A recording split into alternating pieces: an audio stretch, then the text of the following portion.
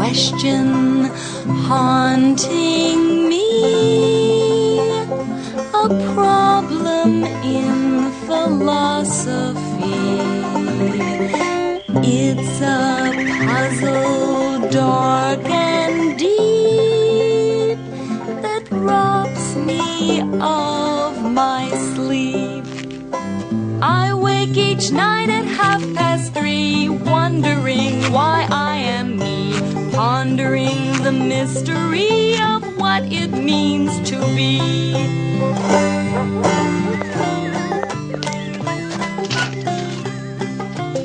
One day, I was invited by an eminent scientist to a demonstration of his latest invention.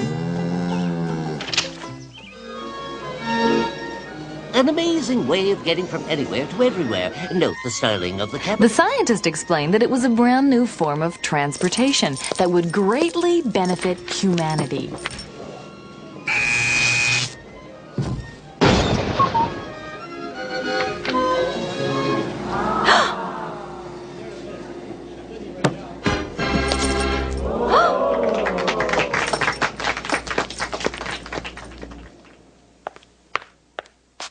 He wouldn't tell how it worked, but he offered to let me be one of the first people to try it out. I'll give you $10.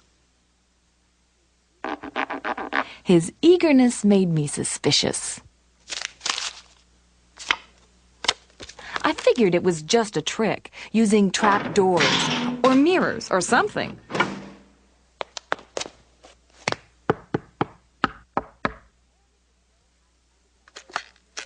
I demanded to know how it was done. Okay. If you really want to know.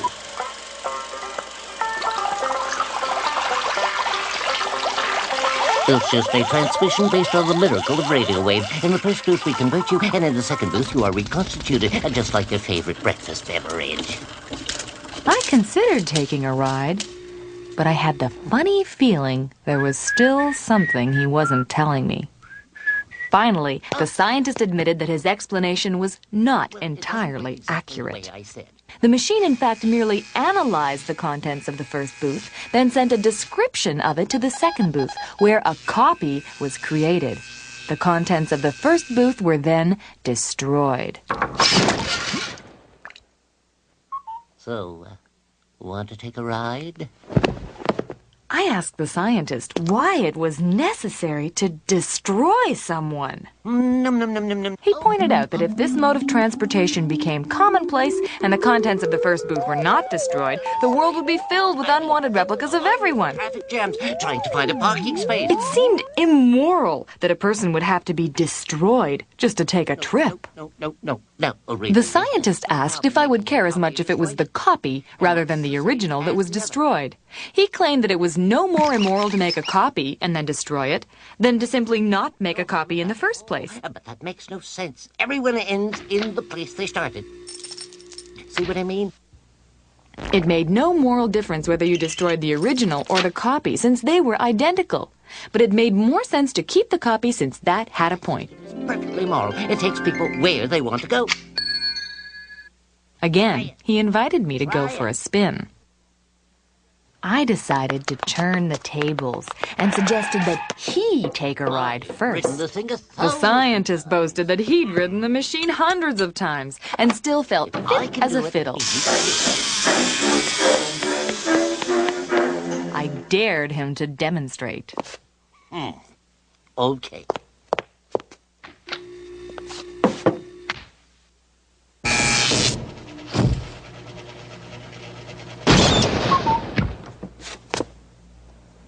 To my surprise, he even agreed to repeat the experiment with the doors open. Huh?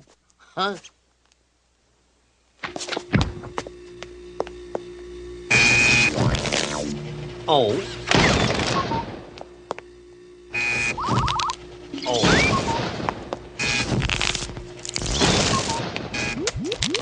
Ta-da!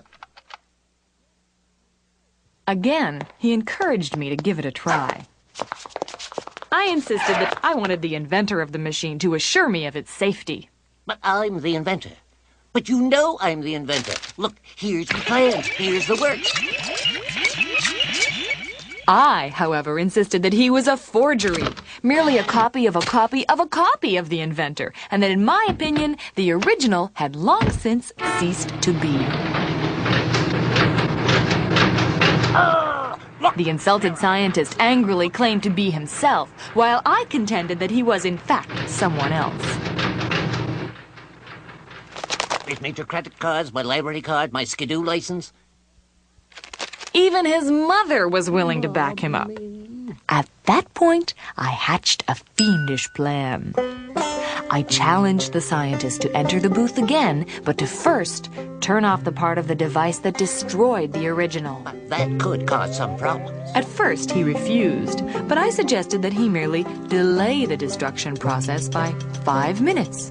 What harm could there be in that?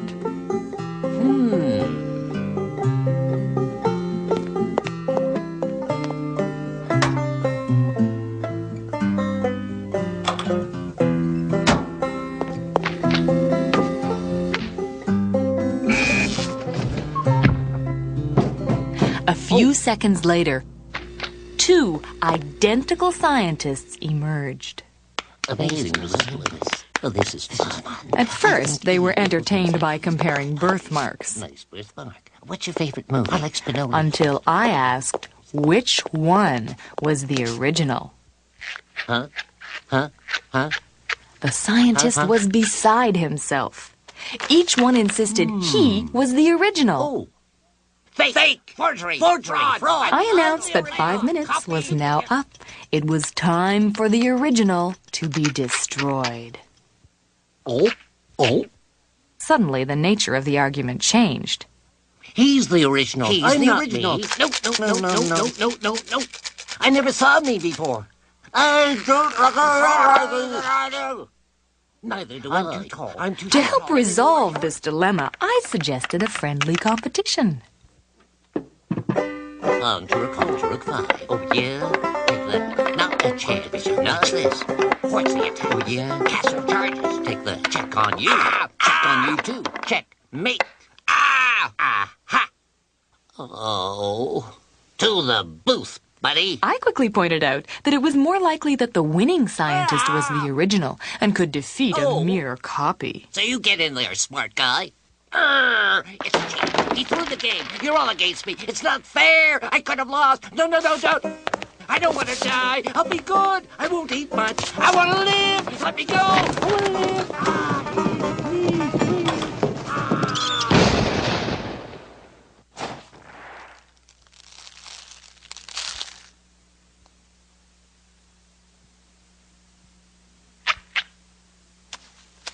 The remaining scientist no longer insisted that I ride in his machine. Let me out of here.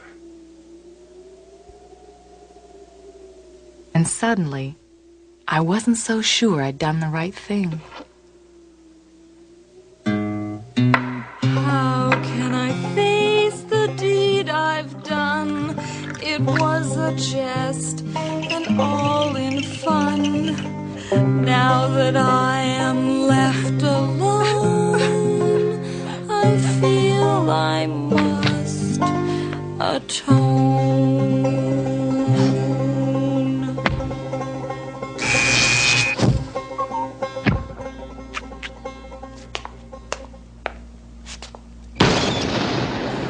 The original me was gone, and I was now a guiltless copy.